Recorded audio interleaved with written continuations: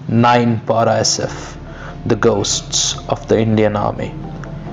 Indian army की वो battalion जिसका सामना करने का सोच आतंकवादियों की रूह कांप उठती है, जिनका पता कहीं किसी को भी नहीं होता, जो भूत बनकर आते हैं और मुश्किल से मुश्किल मिशन को आसानी से पूरा करके चले जाते हैं।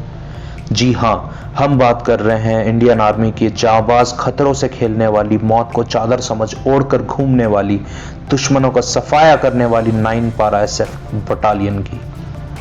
नमस्कार दोस्तों, स्वागत है आपका हमारे चैनल मिलिट्री माइट में। आज हम आपको बताने वाले हैं इंडियन आर्मी के स्पेशल फोर्सेस 9 पैरा एसएफ से जुड़े कुछ जबरदस्त फैक्ट्स, जिन्हें सुनकर आपके होश उड़ जाएंगे।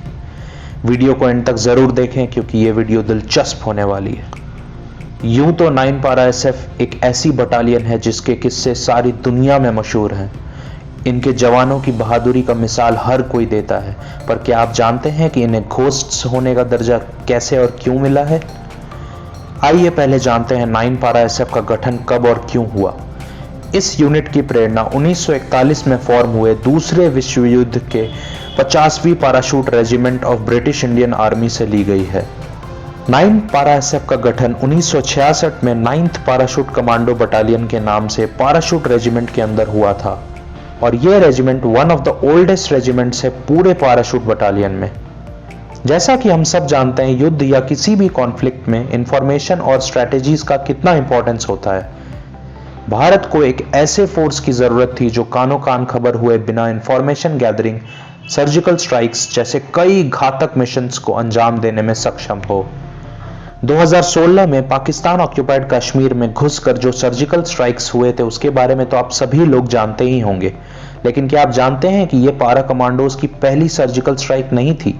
यह रेजिमेंट इतिहास के बहुत से मेजर कॉन्फ्लिक्ट्स जैसे 1971 की भारत पाक युद्ध, operation blue star, Kargil war इत्यादि में भी पारा एसएफ ने कई सर्जिकल स्ट्राइक्स को अंजाम दिए हैं। आइए देखते हैं 9 पारा एसएफ के कुछ चौंका देने वाले ऑपरेशंस को। 1971 की भारत पाक जंग में एक 6 कमांडोज की टीम को 240 किलोमीटर अंदर पाकिस्तान के इंदस और चचरो में रेड्स करने के लिए भेजा गया। इस असॉल्ट टीम ने दुश्मनों के 73 सैनिकों को मार गिराया और 140 अन्य को बुरी तरह से जख्मी कर दिया। इसके साथ साथ इस 6 लोगों की टीम ने पाकिस्तान के बहुत से 35 mm आर्टिलरी को डैमेज कर बिना किसी कैजुअलिटी के वापस आ गए। ऑपरेशन मंढोल। इस ऑपरेशन में 9 पारा एसएफ के कमांडोज को पाकिस्तान में स्थित मंढोल में भेजा गया, जहां उन्हें पाकिस्तानी आर्टिलरी को डिस्ट्रॉय करने का काम सौंपा गया।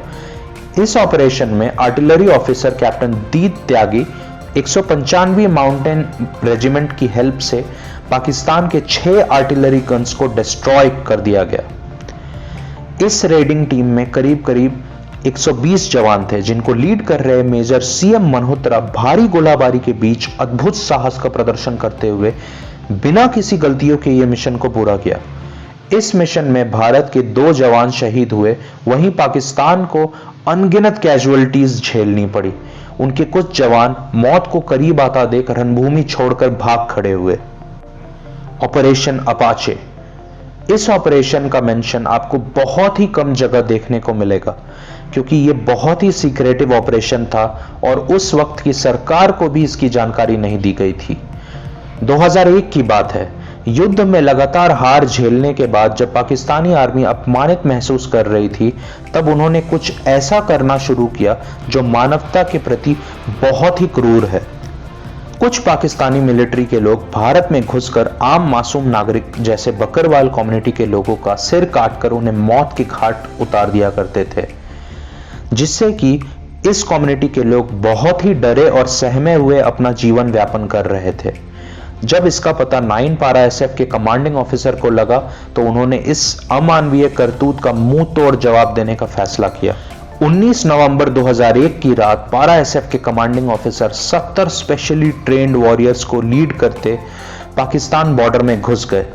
इनको अचानक से आता देख पूरी पाकिस्तानी ब्रिगेड सकपका गई और उनके जवान जान बचाकर भागने लगे। इस पूरे ऑपरेशन में कई पाकिस्तानी सोल्जर्स मारे गए और तब जाकर उन्हें समझ आया कि भारत के पेशेंस और पीस को भंग करना उन्हें कितना महंगा पड़ेगा। Cross LOC surgical strikes. इस ऑपरेशन के बारे में कौन नहीं जानता। ऑपरेशन शुरू होने के 2-3 वीक पहले से ही इंफॉर्मेशन गैदर होने लगी थी कि उरी अटैक प्लान करने वाले सभी आतंकवादी पीओके से ऑपरेट कर रहे हैं। ठिकानों की खबर लगते ही 70 से 80 9 पारा एसएफ के बहादुर सिपाहियों को एलओसी क्रॉस कर पीओके में दाखिल किया गया, जहां उन्होंने सभी लॉन्च पैड्स उड़ा डाले, सभी आतंकवादियों का खात्मा कर दिया और बिना किसी कैजुअलिटी के वापस लौट आए। मजे की बात यह है कि यह ऑपरेशन इतनी जल्दी हुआ कि पाकिस्तान को इसकी खबर अगले सुबह लगी, जब गवर्नमेंट ने उनको रिपोर्ट सौंपे।